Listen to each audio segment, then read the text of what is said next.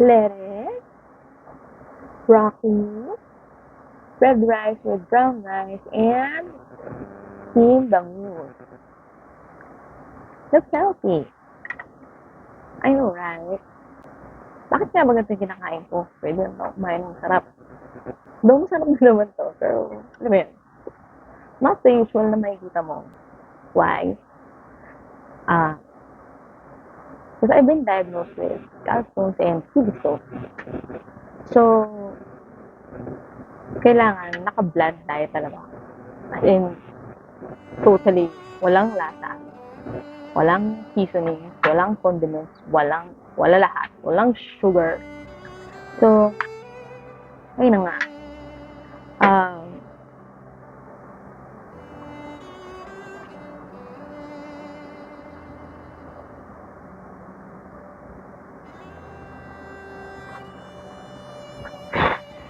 Hirap. Kala ko madali.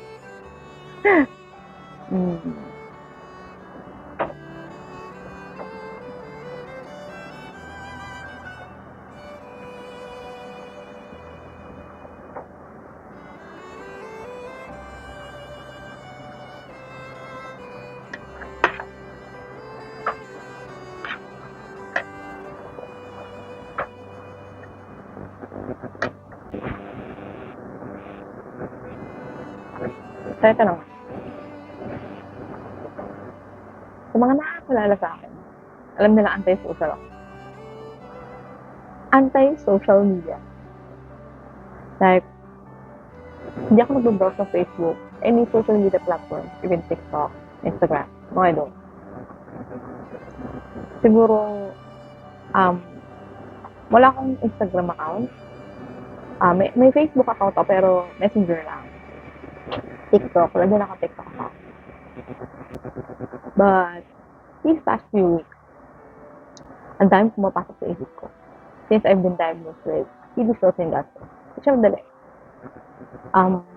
Physically, mentally, emotionally, hindi siya madali. But, life must go on.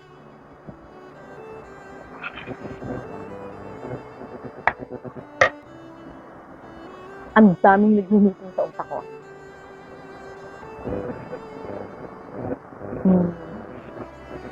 Isa sa mga sumabi sa isip ko netong nakaraang araw. Why not suungin ko yung mga bagay na iniiwasan ko dati? Right. Social media, hindi ako nanonood ng as in, iwas ako dyan kasi before, naramdaman ko na parang nakaka-affect talaga sa akin mentally. Pero, ang tagal ko iniwasan yun.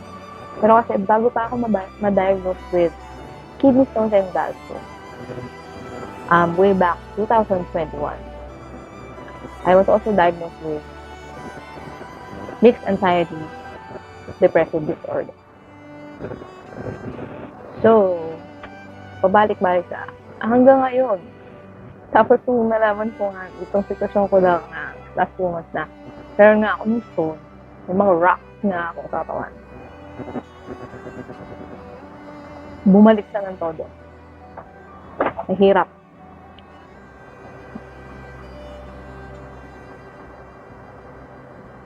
So, sa dami ng iniiwasan ko before, ang tagal ko nang iniiwasan. Parang, hindi ko na alam kung nagiging direction ng buhay. So, why not this time? Naisip ko, why not suungin ko yung mga bagay na iniiwasan ko for the longest time. I have to totally face my fear and to step out of my comfort zone. As in, labas talaga yung comfort zone. Nagagawa ko naman yung dati, pero, ano yun, in and out. Or, half-half lang, gano'n. Kasi, mahihain po talaga ako sa personal.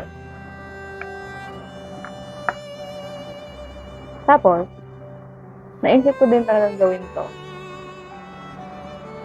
Kasi, ang dami ko na din naririnig or marami na rin akong nababasa na journaling or writing or nowadays, modern times, vlogging can be helpful in this kind of situation. I felt I have to start journaling na, or much better, vlogging na about my heartbeat and hard day. I mean, maybe my vlog can reach so many people that can relate or help them or makahanap sila ng karami sa mga ganitong sitwasyon tulad sa akin. Kasi hindi talaga siya madali. Sobrang exhausting siya. Tapos minsan hindi ka pa maiintindihan ng mga tao. Lalo na kapag walang-wala ka na. So, I've decided to start this vlog to share something really personal. My journey living with kidney stones, gallstones. I want to be open with my ups and downs, the hard days, the good ones, and hopefully help anyone else going through something similar. Naisip ko din kasi, baka yung mga bagay na iniiwasan ko matagal na or kinakatakutan kong gawin, baka yun pa yung mas makakatulong sa akin. Hindi lang mentally, kundi sa buong pagkatao. So, here I am. Standing up, showing up for myself. And I hope masamahan niyo ako sa journey na ito. So, there you have it.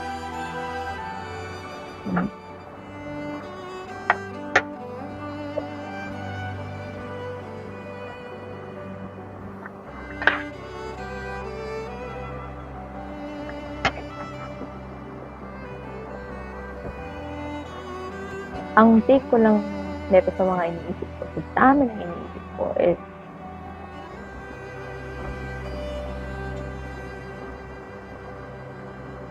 life is short.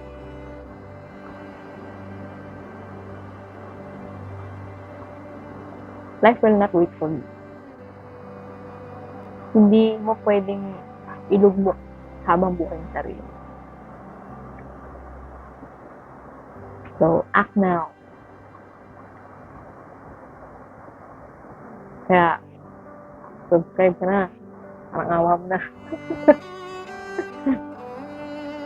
Follow nyo na ako. Subscribe kayo. Magkakaramay tayo dito. Peace, love, and rock and roll.